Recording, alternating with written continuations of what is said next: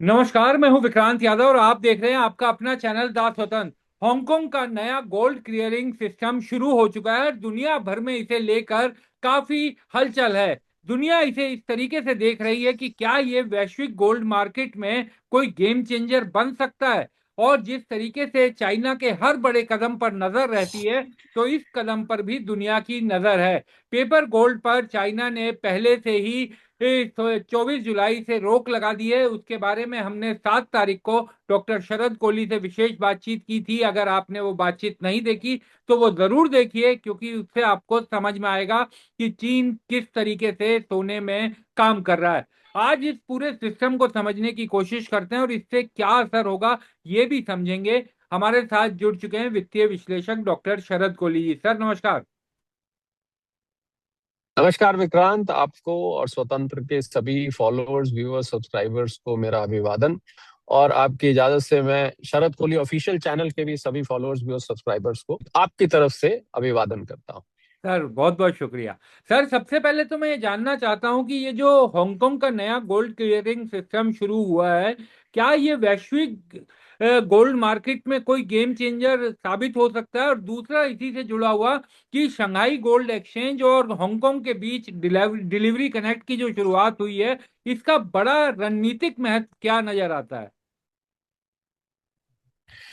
बहुत ही इंटरेस्टिंग ये डेवलपमेंट है गोल्ड पॉइंट ऑफ व्यू से विक्रांत। इसको हम इसके पहलू समझ लेते हैं। जी। पहले में जो आपने बाद में कहा कि शंघाई का जो गोल्ड सेंटर है, जहां पर बहुत बड़ी मात्रा में ट्रेडिंग भी होती है, और आपको पता है PBOC, peoples bank of China, बेतहाशा गोल्ड इकट्ठा भी करे जा रहा है, गोल्ड भी सिल्वर भी काफी समय से। हम्म।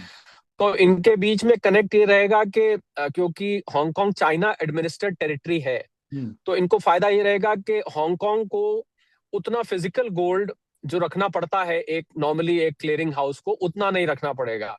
ये क्या करेंगे कि शंघाई में जो ऑलरेडी स्टॉक है, हाँ। जो इन्वेंट्री है, उसी को बैकअप दिखा देंगे, क्योंकि बेसिकली देश एक ही है, वो इनका एडमिनिस्ट्रेड है। फर्क ये है कि हांगकांग में हांगकांग डॉलर चलता है, चाइना में युआन चलता है। एक तो इसका ये पहलू है। जो ज्यादा बड़ा पहलू है विक्रांत समझने वाला, वो ये है, आपने जो पहले पूछा बात कि इससे क्या गेम चेंजर साबित होगा, बिल्कुल होगा।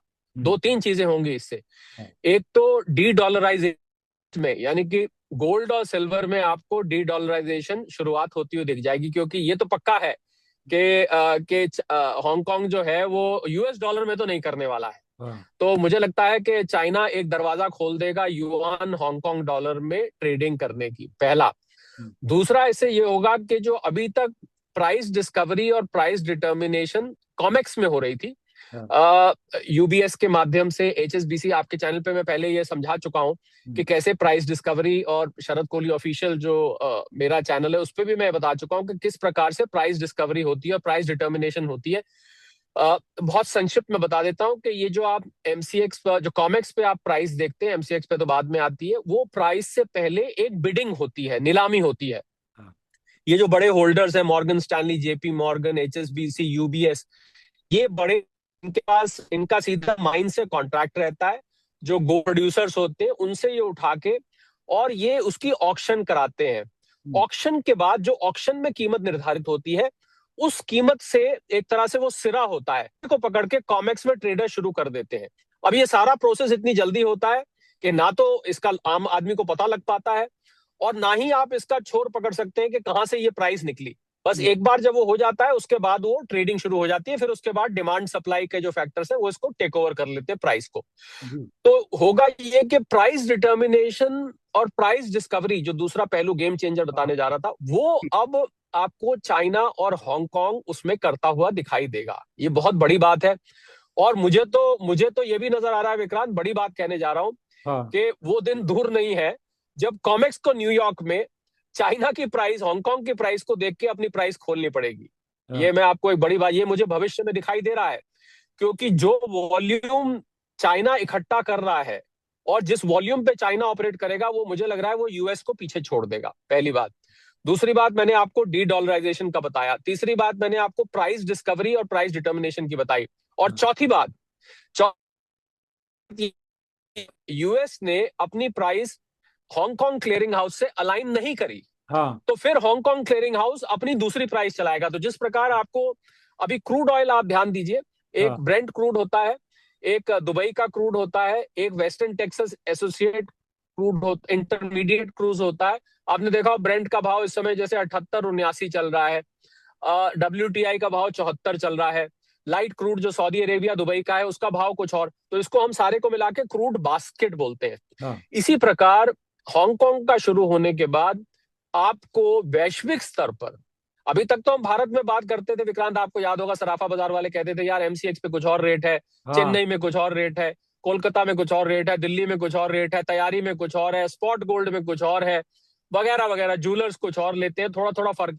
ये हम डोमेस्टिक स्तर पर रेट वेरिएंस का बात करते थे, परंतु अंतरराष्ट्रीय स्तर पर रेट एक ही चलता है। थोड़ा बहुत चाइना में महंगा है, चाइना में लगभग सिल्वर में ही $10 के आसपास का हाँ। फर्क है, पर अब आपको आधिकारिक तौर पर एक अलग रेट दिखाई देगा अगर अमेरिका ने अपने रेट्स को इस हांगकांग के क्लियरिंग हाउस से अलाइन नहीं किया। यानी कि आपको अंतरराष्ट्रीय स्तर पर दो भाव पे आगे गोल्ड और सिल्वर देखने को मिल सकते हैं। ये एक बड़ी बात मुझे होती दिख रही है, अभी हुआ नहीं है ऐसा कुछ, पर हाँ। मुझे ऐसा लग रहा है क्योंकि चाइना चाइना वो नेशन नहीं है जो कि अमेरिका के पीछे पीछे चले, अमेरिका का सूरज निकले तो वो नमस्कार करे, तो चाइना उस टाइम का नहीं है। चाइना अमेरिका का दुम छल्ला अगर मैं कहूं तो वो नहीं है, तो इसलिए वो अपने रेट्स के हिसाब से चलेगा, वो अपने अपने नियम बनाएगा, अपने वो डॉलर पे निर्भर नहीं रहेगा। तो ये तीन चार चीजें मुझे विक्रांत आने वाले समय में गेम चेंजर दिख रही हैं। अब जब हांगकांग में क्लियरिंग हाउस ऑफिशियल तौर पे स्टार्ट हो जाएगा, तब आप देखेंगे कि धीरे धीरे आपको 1-1.5 साल के अंदर ये सारी बातें जो मैंने कही ये जी आपको दिखने वाली है। सर, यानी जो दुनिया भर में बहस चल रही है कि क्या वेस्ट को ईस्ट टक्कर दे पाएगा, आप ये कह रहे हैं कि जिस तरह से चाइना लगता है और जिस तरह की चाइना की तैयारी है, वो ना केवल टक्कर या चुनौती दे पाएगा बल्कि उसे पछाड़ने की भी कुवत रखता है। बिल्कुल बिल्कुल पछाड़ने की कुवत रखता है, क्योंकि अमेरिका ने अपने आप को बादशाह मान लिया था हाँ। गोल्ड के मामले में। क्योंकि आप देखिए जहां से जिस देश में प्राइस डिस्कवरी और प्राइस डिटर्मिन, पहले ये लंदन में हुआ करता था। बाय द वे आपको मैं बताऊं कि एक हाँ। जमाने में लंदन और केवल लंदन वर्ल्ड हाँ। का फाइनेंशियल सेंटर हुआ करता था। अब यूके की तो बैंड बज गई है, हाँ। यूके की हालत खराब है, उनकी इकोनॉमी की भी हालत खराब है, और यूके अब कोई लंदन फाइनेंशियल सेंटर दुनिया का नहीं है, इस समय न्यूयॉर्क बन चुका है। तो हम्म। जिस देश के पास दुनिया भर के गोल्ड को प्राइस एस्टेब्लिश करने की पावर हो, वो हम्म। तो जरा कॉलर ऊपर करके चलेगा ना भैया, हम तो हाँ। जो है गोल्ड हमारे यहाँ प्राइस डिकवर होती है, हम गोल्ड के सबसे बड़े 8,800 टन का अमेरिका के पास भंडार है। मुझे ये भी नजर आ रहा है विक्रांत कि चाइना चुपचाप इस 8,800 टन को, आपको एक दिन खबर आएगी कि चाइना का भंडार 8,800 टन को पार हो चुका है। हम्म। क्योंकि चाइना ऑफिशियली अपने गोल्ड भंडार का जो जो क्वांटम है, जो क्वांटिटी है, उसको समय समय पर डिस्क्लोज नहीं करता है। आप नोट करके देखें, हम्म। आप गूगल भी करेंगे तो आपको अलग अलग आंकड़े निकल कर आएंगे चाइना के। जी। तो आपको एक दिन अचानक सुनने को मिलेगा कि चाइना ने यूएस के गोल्ड भंडार को, और वहीं से ये भी शुरुआत होगी विक्रांत, एक और बड़ी बात कहने जा रहा हूं, हाँ। वहीं से यही शुरुआत होगी गोल्ड स्टैंडर्ड की। हम्म। क्योंकि ये डी डॉलराइजेशन, डॉलर का ये जो गुंडागर्दी है, डॉलर की दादागिरी है, डॉलर का रुतबा है, सुप्रीमेसी है, इसको, इसके चंगुल से दुनिया निकल जाए। मैंने इसको कल एक चैनल पे हम्म। इकोनॉमिक कॉलोनियल एरा कहा है। हाँ। यानी कि आर्थिक, आप जो कॉलोनियल, मेरी हिंदी बहुत अच्छी हाँ। नहीं है, हाँ। कॉलोनियल का मतलब है जैसे अंग्रेज लोग जैसे पहले दुनिया भर में राज करते थे, इसको कॉलोनियल कहते थे, उपनिवेश। कि अपनी कॉलोनीज बनाते थे जाकर। उपनिवेश। उपनिवेश, हाँ। धन्यवाद, थैंक यू सो मच, अब मैं आज इस शब्द को याद रखूंगा। तो ये जो उपनिवेश यूके एक जमाने में कहते थे अंग्रेजों का कभी सूरज नहीं डूबता था, हाँ। क्योंकि कहीं ना कोई देश ऐसा होता था जहां दिन निकल रहा होता था दुनिया में। इसी प्रकार डॉलर ने इस समय दुनिया को उपनिवेश के रूप में किया हुआ है, पूरी दुनिया को अपना बंधक बना रखा है। कम से कम 70% दुनिया को तो बना ही रखा है, 60 से 70%, मेरे अनुमान से 70 है, वैसे ऑफिशियल तौर पर आप देखें तो 60 से 70 है, पर मेरे अनुमान से 70 है, क्योंकि जब भी कहीं बात होती है इंटरनेशनल की तो डॉलर में होती है। और अब दुनिया इस डॉलर से निकलना चाहती है। और एक और खबर सुबह निकल कर आई विक्रांत, जो इसी से जी। संबंध रखती है, कि अमेरिकन फेड के जो मिनट्स आए हैं, हाँ। हाँ। जो कल केविन वॉश ने जो मिनट्स जी। पढ़े, वो ये इस युद्ध के चक्कर में वो हाँ। बेचारों के मिनट्स जो है वो धूमिल, हालांकि उन्होंने मिनट्स गोल्ड सिल्वर के हिसाब से बहुत अनुकूल तो नहीं आए, हाँ। क्योंकि उन्होंने महंगाई की बात करी है। हाँ। उन्होंने कहा खतरा कम है पर है। है। तो ये थोड़ा गोल्ड सिल्वर उसकी वजह से भी प्रेशर में आया ज्यादा। तो ये क्रूड ऑयल की प्राइस और bond bond yield, bye the way bond yield फिर 101 की तरफ बढ़ गई है। और बॉन्ड यील्ड 4.5 से ऊपर चली गई है। डॉलर इंडेक्स फिर 101 के आसपास पहुंच गई है। तो केविन वॉश ने फेड के मिनट्स में ये पहली बार ये खुलासा किया है ऑफिशियल तौर पर हाँ। कि दुनिया भर के देश अब यूएस ट्रेजरी में इन्वेस्ट नहीं कर रहे हैं। ये मैं समझता हूं जो लोग देखिए सोना चांदी लंबे वक्त के लिए विक्रांत लेना चाहते हैं, मैं हाँ। इसको डंके की चोट पर कह रहा हूं, जो लोग सोना चांदी लंबे वक्त के लिए लेना चाहते हैं उनके लिए ये खबर काली एक खबर होगी। पर हम जैसे आर्थिक और वित्तीय विशेषज्ञ जो हम लोग सारा दिन इसकी एनालिसिस करते हैं, ये बहुत बड़ी खबर है। हाँ। क्योंकि अगर अमेरिका का फेड स्वयं स्वीकार कर रहा है कि यूएस ट्रेजरी बॉन्ड्स में, और उन्होंने ये भी कहा कि इसकी जगह वो गोल्ड ले रहे हैं, यहाँ हाँ। फेड मिनट्स पढ़ के देखिए आप, उसमें लिखा जी। हुआ है कि गोल्ड ले रहे हैं। तो देखिए अमेरिकन फेड ने स्वीकार कर लिया इस बात को। इसका मतलब डी डॉलराइजेशन इज नॉट कि वेदर दिस विल हैपन और नॉट, it is when this will happen, it is just a matter of time कि वो तो अब होना ही होना है, there is no doubt about it. तो इसलिए ये फेड के मिनट्स को अगर आप बारीकी से पढ़ेंगे, लोग आम आम आदमी के वैसे इतने काम के नहीं होते हैं हाँ। पर हम लोगों के बहुत मतलब के होते हैं, तो ये लॉन्ग टर्म में सोने चांदी के लिए कल ऐसी खबर आई है जो कि जो लोग समझते हैं उनको उनको आज उस निवेश की तरफ अपना ध्यान जरूर खींचेगी। जिन्होंने खुद स्वीकार, आज तक हम बोलते थे, कल हाँ। पहली बार फेड मिनट्स ने इसको स्वीकार किया कि हमारे यहाँ से पैसा निकल रहा है और सोने में जा रहा है। अब यूएस ट्रेजरी में लोग पैसा नहीं लगा रहे हैं। तो डी डॉलराइजेशन बहुत स्पीड से आप देखेंगे रफ्तार पकड़ेगा, और जैसे ही वो रफ्तार पकड़ेगा सोना चांदी आपको साथ में रफ्तार पकड़ते हुए दिखाई देंगे। सर ये भी आया था कि जो फेड की मीटिंग की कि मिनट्स की, क्योंकि हमने बात की, अभी तक ये कहा जा रहा था कि रेट हाइक हो सकते हैं, और इसके बारे में आप हमेशा ये कहते रहे मेरे शो पे कम से कम, या तमाम जगह जहां भी मैंने सुना है कि रेट नहीं बढ़ेंगे। आपको हमेशा ये उम्मीद थी कि ऐसा हो नहीं सकता कि रेट बढ़े। अब तो ये भी आ रहा है सामने कि अगले साल कुछ रेट कम भी हो सकते हैं। तो क्या ये भी गोल्ड सिल्वर के लिए एक सकारात्मक, प्रतिकूल, अनुकूल खबर है उनके लिए? बिल्कुल, मैं अभी भी यही कहता हूं, हाँ। विक्रांत के रेट नहीं बढ़ेंगे। हम्म। क्योंकि डोनाल्ड ट्रंप ने लड़ाई छेड़ तो दी फिर से, हाँ। पर जैसे कहते हैं ना, बेमन से छेड़ी और बाद में जैसे पछता रहे हैं कि मैंने छेड़ तो दी, फिर पंगा ले लिया, फिर मुसीबत बुला ली, फिर क्रूड ऑयल के प्राइस ऊपर चढ़ गए। और मिड टर्म पोल नजदीक आते जा रहे हैं, हर बीतता हुआ दिन उनको मिड टर्म पोल के नजदीक आ रहा है। By the way, mid term poll के लिए बता दूं दर्शकों को, दो दो कांग्रेस, दो हाउसेस ऑफ पार्लियामेंट, वहां पर कांग्रेस बोलते हैं अमेरिका में। इसमें जो लोअर हाउस होता है, जैसे भारत में लोकसभा होता है, उसको हाउस ऑफ रिप्रेजेंटेटिव्स बोलते हैं। बहुत सारे लोग ये पूछ रहे थे मेरे से कि भाई ये यहाँ मिड टर्म पोल्स की क्या जरूरत होती है, जब 4 साल में हाँ। जब बीच में पहुंच जाते हैं, 2 साल बीत जाते हैं। क्योंकि हाउस ऑफ रिप्रेजेंटेटिव्स यानी कि वहां की लोकसभा का जो इलेक्टेड मेंबर्स होते हैं वो मात्र 2 साल के लिए इलेक्ट होते हैं। हम्म। पहली बात तो ये ध्यान रखें। दूसरा, सेनेट में जो सीट्स खाली होती हैं बाय रोटेशन, जैसे भारत में राज्यसभा में बाय हाँ। रोटेशन आपने देखा होगा, 6-6 साल का टेन्योर होता है, सीट खाली होती जाती है, उनके बाद उनके इलेक्शन होते जाते हैं, उसका कॉलेजियम होता है जिसके हिसाब से वोट्स होते हैं। तो हम्म। इसी प्रकार सेनेट में सीट खाली होती है। तो इन दोनों के इलेक्शन जो है वो मिड टर्म जैसे जैसे वो नजदीक आ रहे हैं, कभी भी वो रेट नहीं बढ़ने देंगे। नवंबर तक तो आप भूल जाइए रेट बढ़ने का। हाँ। और 28 और 29 जुलाई को फिर से मीटिंग है। इसीलिए डोनाल्ड ट्रंप ने लड़ाई छेड़ने के बाद बड़ा अटपटा बयान दिया, ये हाँ। युद्ध नहीं छेड़ा है मैंने, ये हाँ। मैंने युद्ध नहीं छेड़ा है। ये मत सोचिए कि लड़ाई, अरे भैया तुमने 80 जगह उन पे अटैक कर, 85 जगह के हाँ। कतर पे, बहरीन पे, कुवैत पे अटैक कर दिया। और युद्ध किसको कहते हैं?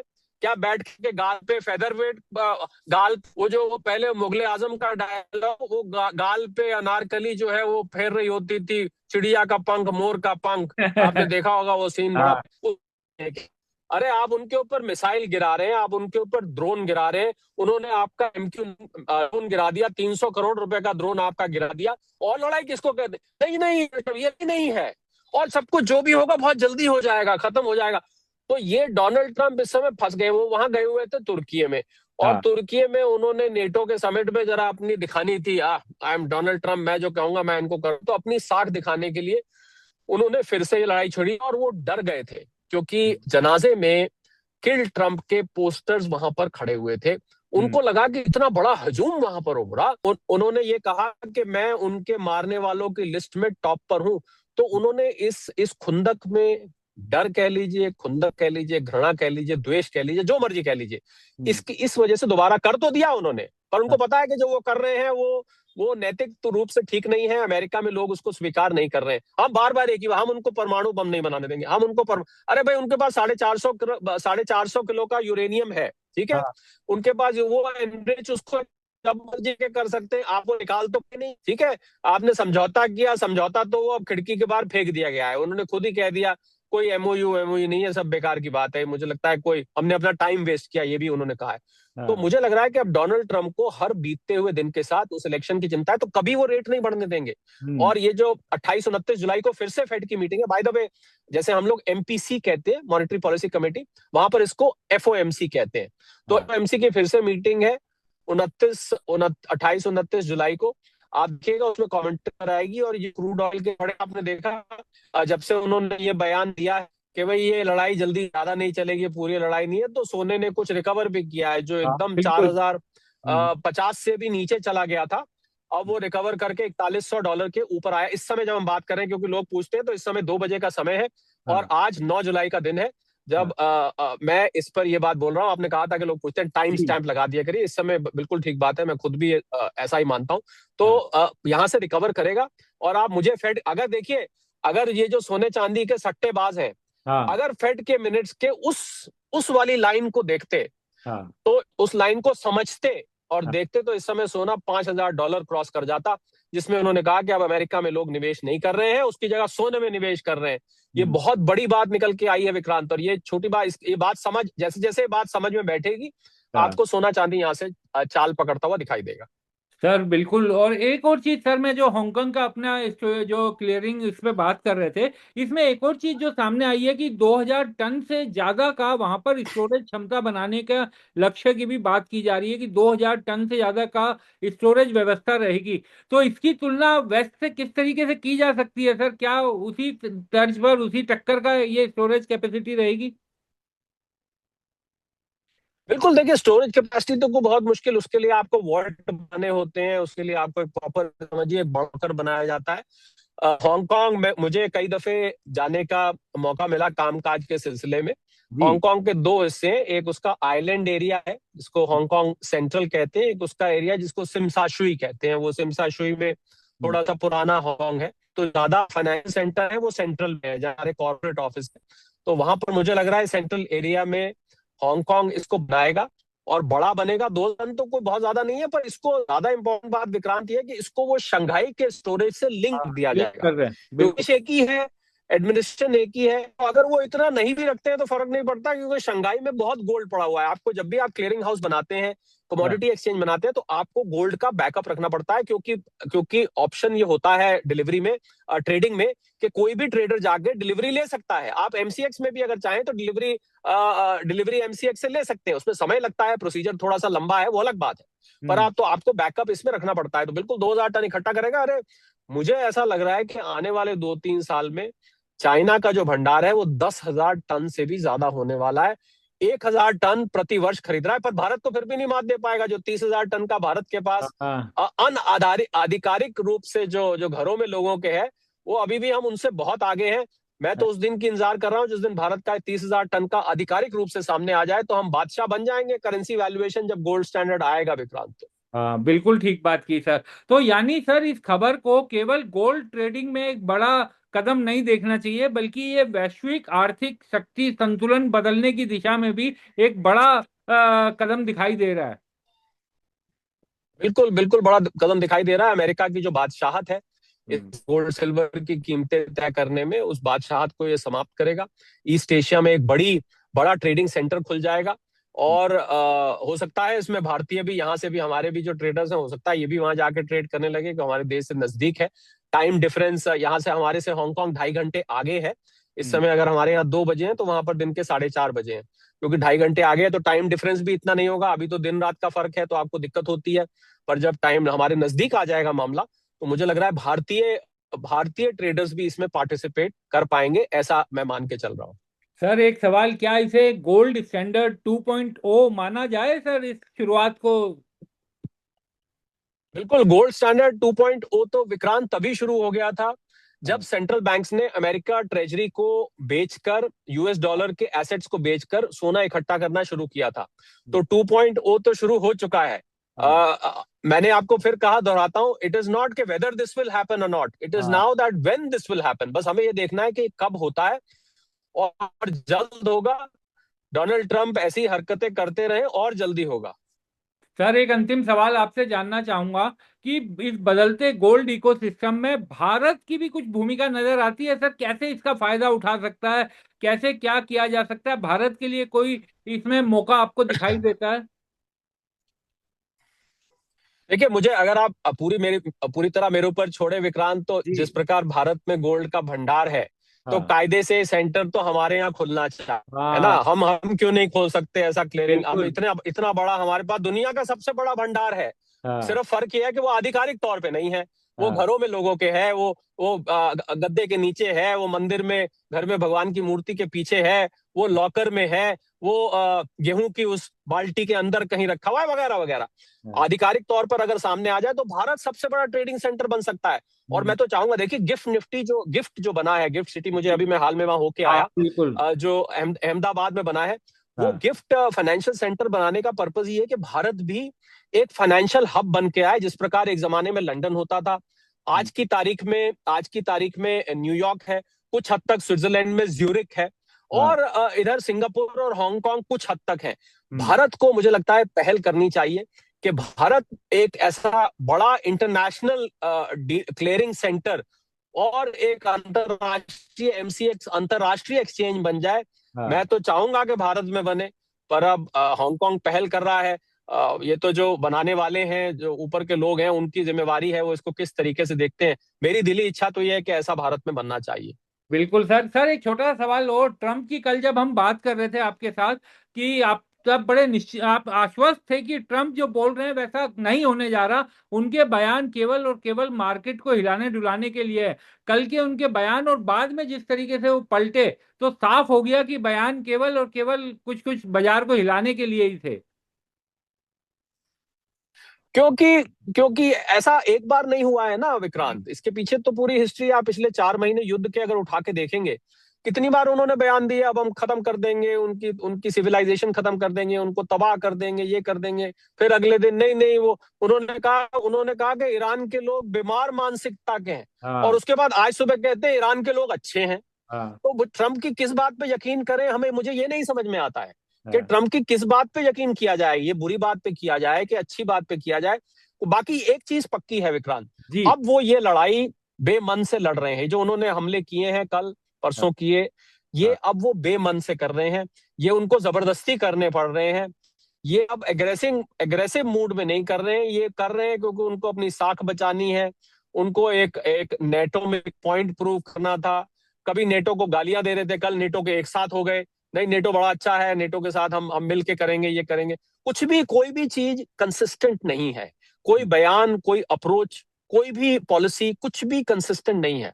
और मैं तो, आप देखिए, हमने और आपने जाते जाते बस एक बात कह दूं, ट्रेड डील की बात चल रही थी अमेरिका से हमारी, हाँ। और आपको शायद जानकारी होगी जरूर कि ट्रेड डील वो फिर अटक गई है, क्योंकि ये हमारे ऊपर 12% एडिशनल टैरिफ लगाना चाहते हैं कि हम चाइना से ऐसा माल मंगा रहे हैं जिसमें फोर्स्ड लेबर का इस्तेमाल हाँ। किया जा रहा है, हम उस माल को अपने यहाँ इस्तेमाल कर रहे हैं। हमने इसका भरपूर प्रोटेस्ट किया है, हम ये 12% एक्स्ट्रा टैरिफ नहीं देंगे। इस वजह से डील, कितनी बार हमारे रिप्रेजेंटेटिव वहां, उनके यहाँ, कितनी बार, मैं तो गिनती भूल गया हूं अब उसकी, कितनी बार हो चुका है। हर बार मेरे से टीवी चैनल कोई ना कोई सवाल पूछता है, ये डील होने जा रही है भारत की। अरे मैंने कहा पहले हो तो जाने दो। और मेरे बिल्कुल। से जिद करके पूछा, मैंने कहा the test of the pudding is in eating it. Hmm. आपकी खीर का स्वाद कैसा है? बढ़िया है, बहुत। अरे भाई, जुबान पे लगा के पता लगेगा ना कैसा। होने तो वही बात हुई, फिर नहीं हुई, क्योंकि 12%, वो कहते हैं हम अपने आका से पूछेंगे भाई 12% आपके ऊपर हटाया जाएगा, क्योंकि हम तो ये 50-60 कंट्रीज के ऊपर लगा चुके हैं। सेक्शन 301 बी है यूएस ट्रेड एक्ट 1974 का, उसके अंतर्गत हमने इन्वेस्टिगेशन करी है।